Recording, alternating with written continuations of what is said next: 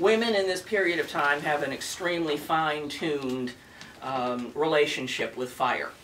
Fire was the second greatest cause of death among women, second only to childbirth. So,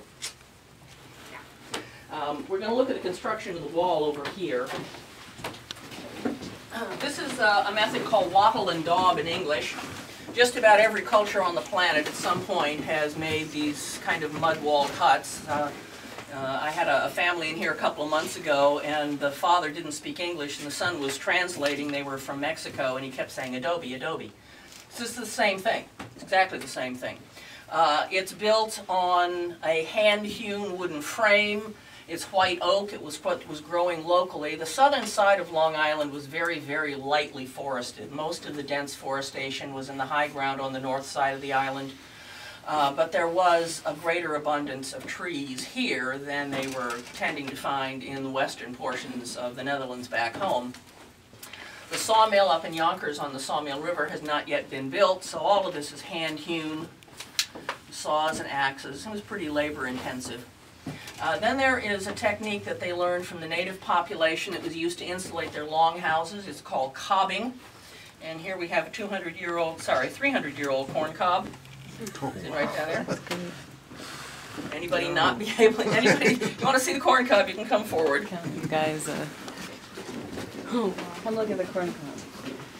Very old. Yeah, and there's two more of them right there between the slats. There are hundreds of corn cobs throughout the 17th and 18th century portions of the house. It remained a really basic type of architectural element for a very long time. Almost all of the houses in the Northeast at this period of time would have been cobbed. I was actually out on Martha's Vineyard a couple of years ago, went to the Vincent House there, which dates from this roughly the same period. It's a cobbed house. So this was very, very typical.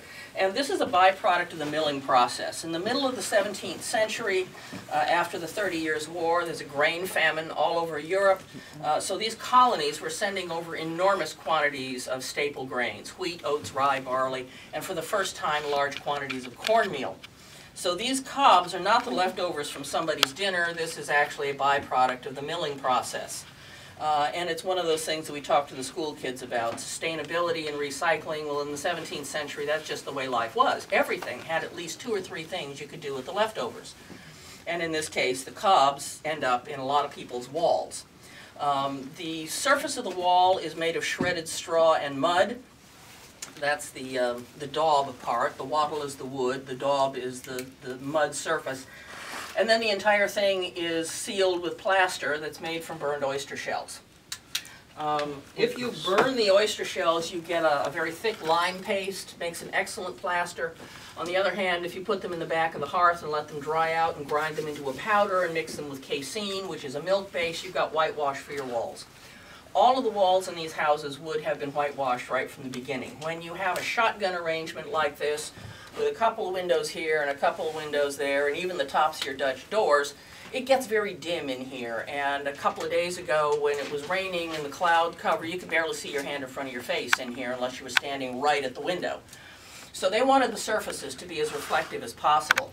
One of the things about oyster shells, and I wish that we could do it here, but this is just regular commercial whitewash that they have in here.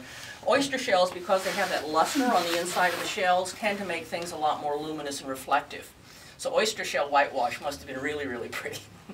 Yes? Would that have been done by the home itself, or Yes. was there a manufacturer? Or? No, Oh, okay. That was something that they would have done themselves. And even later